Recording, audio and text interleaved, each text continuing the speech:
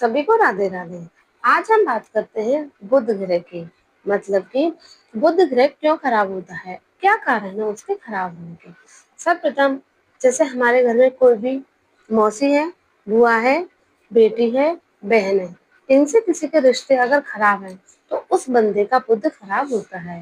जैसे मैं हूँ, अगर मेरी अपनी बहन, बुआ और मौसी, इनसे अगर मेरे रिश्ते खराब है तो मेरे बुध ग्रह खराब है। और बुध ग्रह के लक्षण क्या है? किसी इंसान के दांत बहुत खराब रहते हैं, दांतों में पीलापन है और बहुत गुटका जर्दा से अपने दांत खराब कर रखे हैं, ऐसे लोगों का भी बुध ग्रह खराब होता है। जिनके दांतों में आए दिन कीड़े लग रहे हैं, कभी कुछ हो रहा है, कभी यहाँ दर्द हो रहा है, कभी वहां दर्द हो रहा है, उन लोगों के भी बुध ग्रह खराब होता है। बुध ग्रह की मैं आपको बताऊं, बुध और गुरु दोनों एक दूसरे के शत्रु हैं।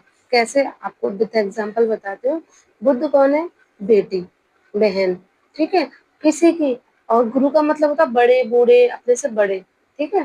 तो बड़े बूढ़े, जब लड़की किसी के भाग जाती है या किसी के संग अफेयर में उसके संग फंस जाती है, जो भी गलत काम कर लेती है, तो इज्जत किसकी खराब होती है? अपने घर के बड़े बूढ़े की, माता पिता की, इन लोगों की। तो दोनों में अंतर समझ में आया?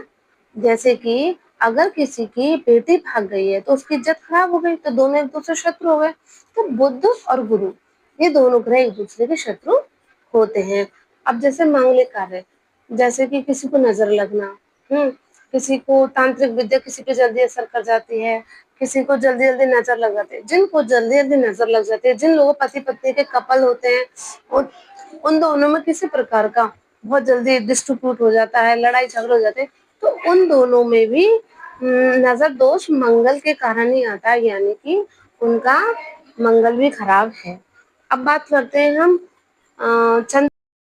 हाँ, और बात आती है कि हम अपने बुध ग्रह को कैसे अच्छा करें।